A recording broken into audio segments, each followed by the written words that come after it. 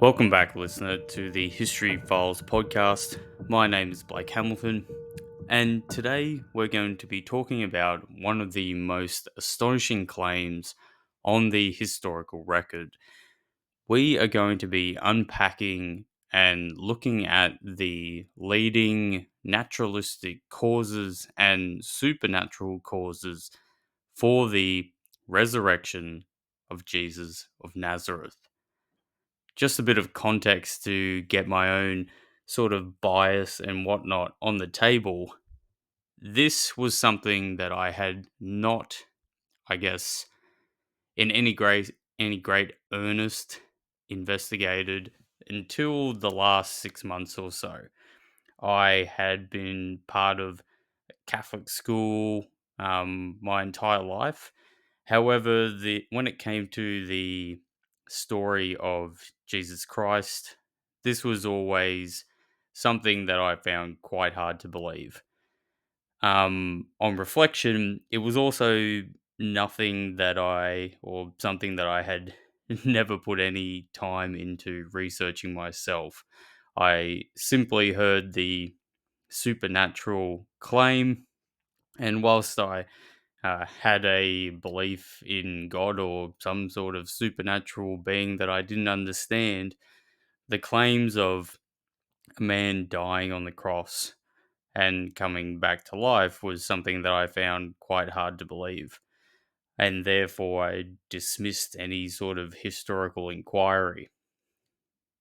In the last recent months, with my own children us deciding to put them through the same school that I went to, the discussion came up around baptism.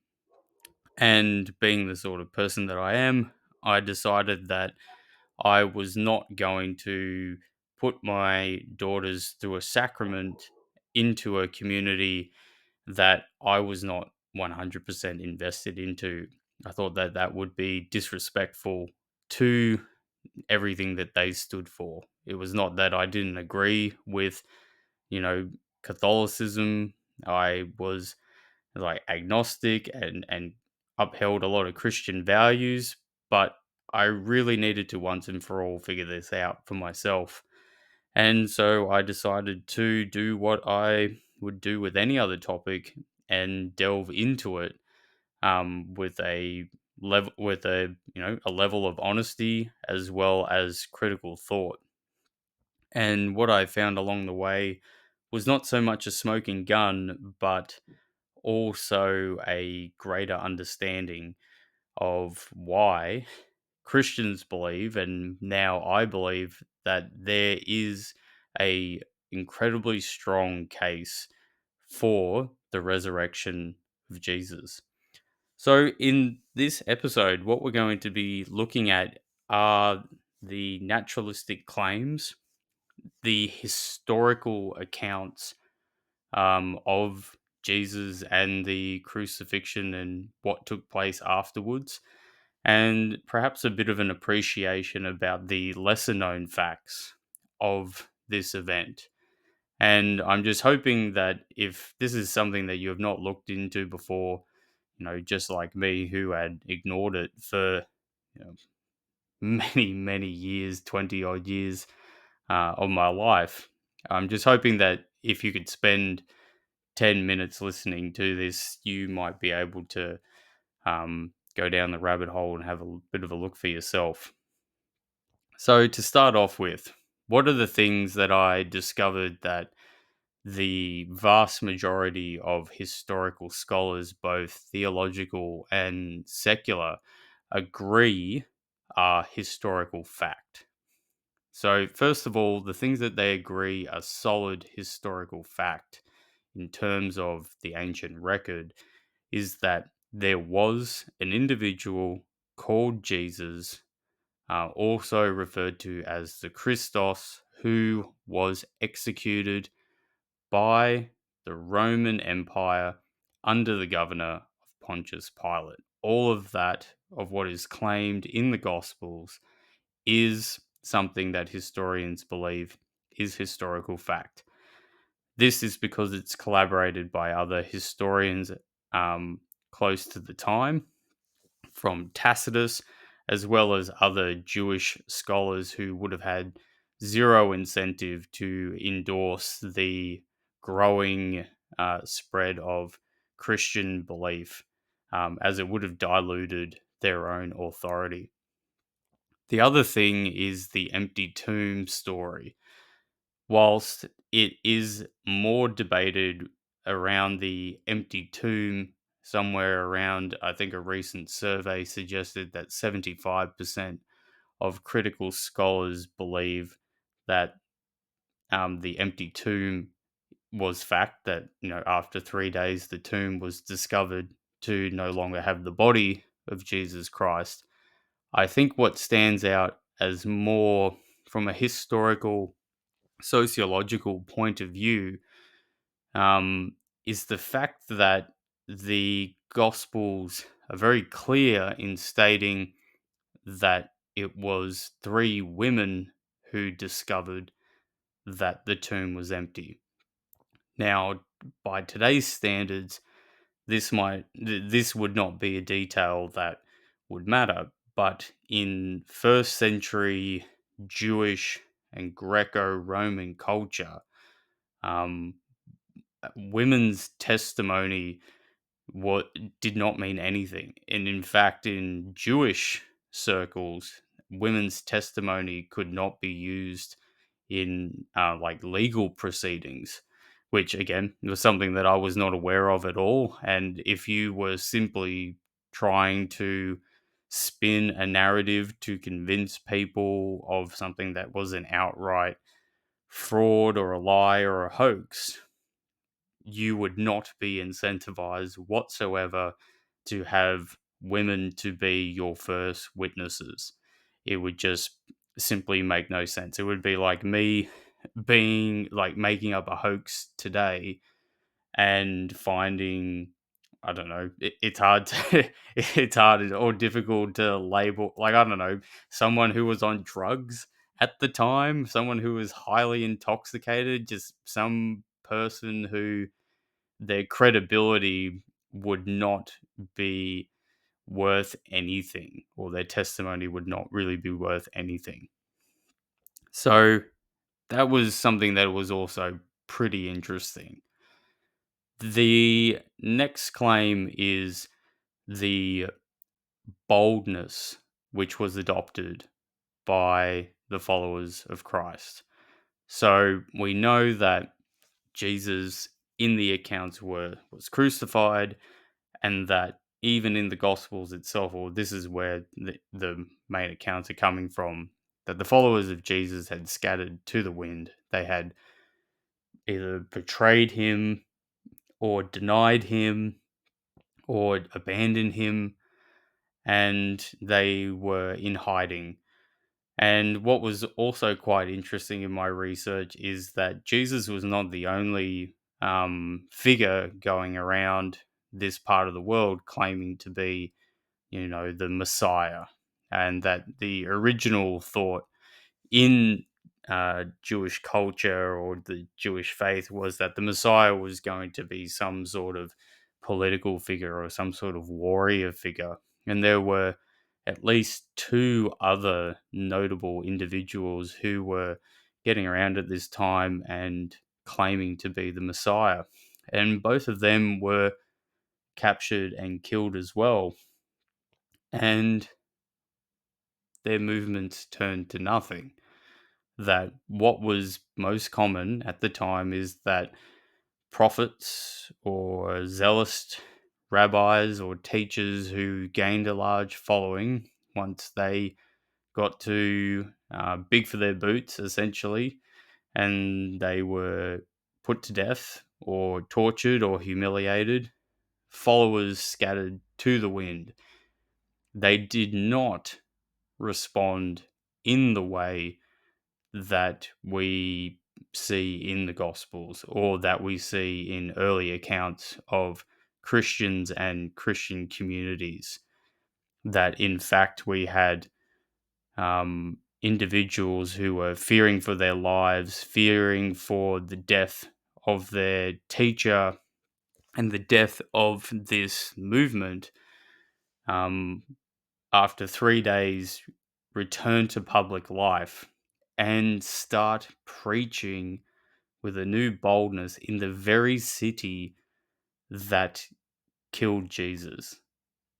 And again, it's just, you got to stop for a moment and think, okay, if it was a hoax, if the apostles and the disciples of Jesus were just like a bunch of guys who their teacher had died and they had gone into hiding, and they had somehow come up with a plot of, and this is a popular theory that likes to get thrown around, of how about we just steal the body from under Roman guard, mind you, from a very public tomb that was just on the outsides of Jerusalem during during the Passover. So there would have been lots and lots and lots of people there coming and going. So we'll go to this very public, very well known guarded tomb, and what we're going to do is we're going to steal the body of our dead teacher and we're going to hide the body.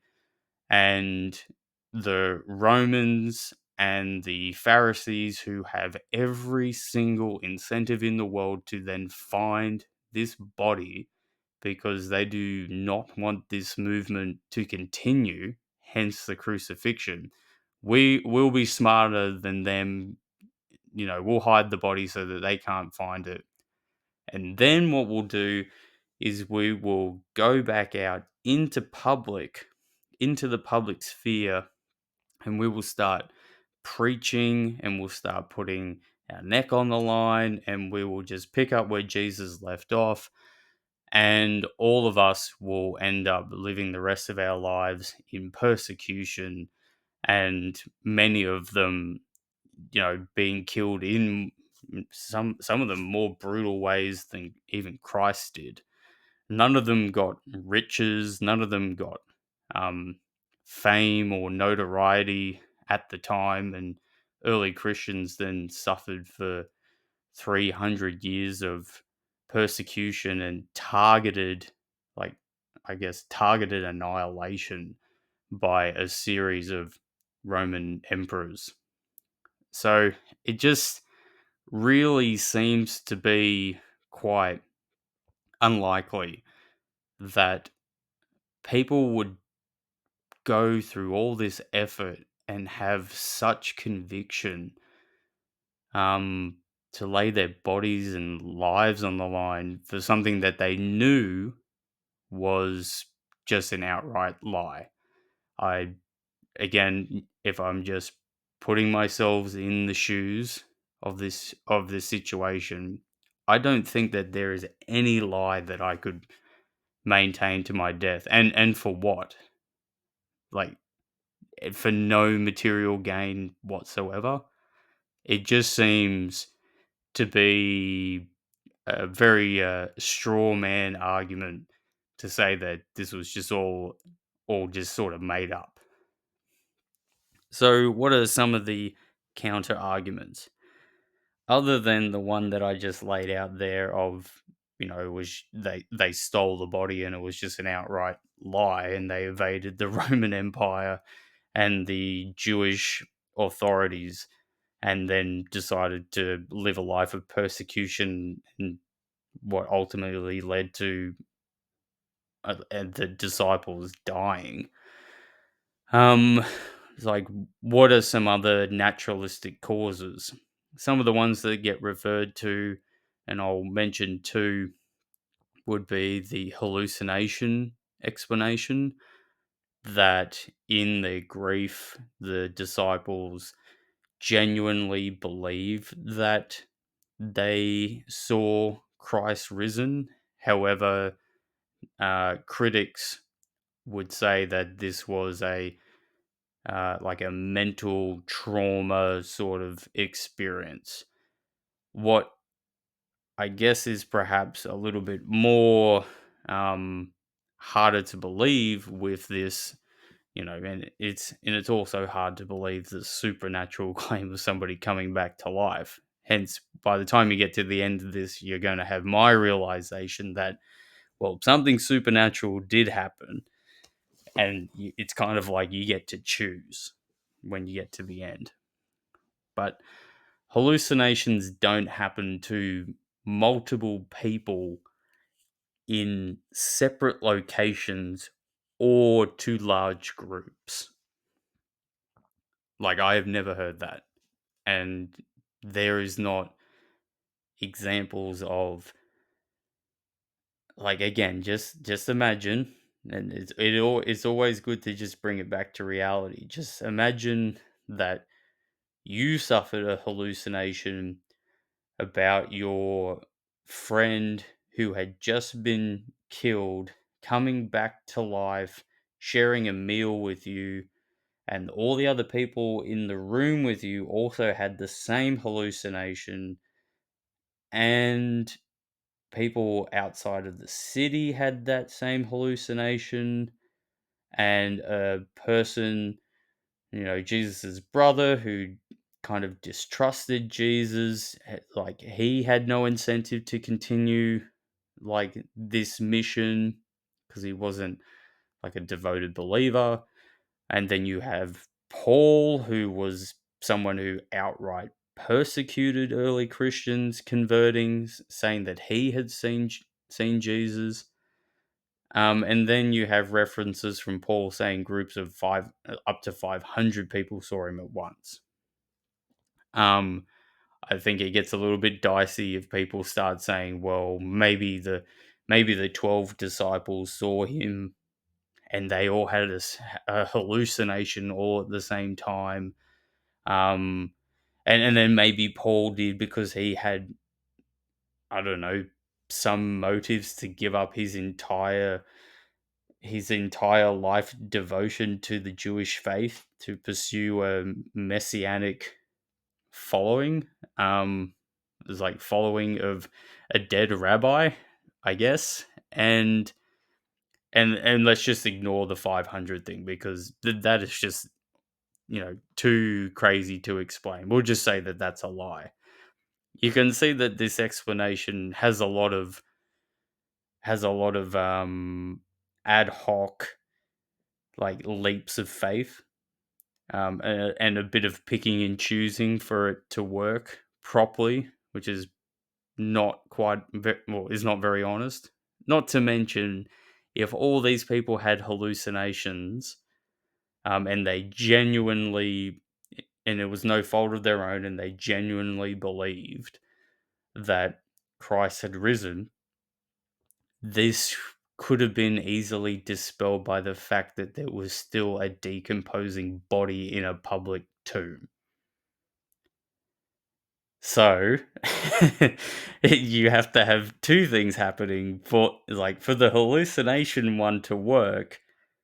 You have to have the body being stolen, which means there needs to be a conspiracy. But the other one we were just talking about said that they were genuine and they genuinely believed it.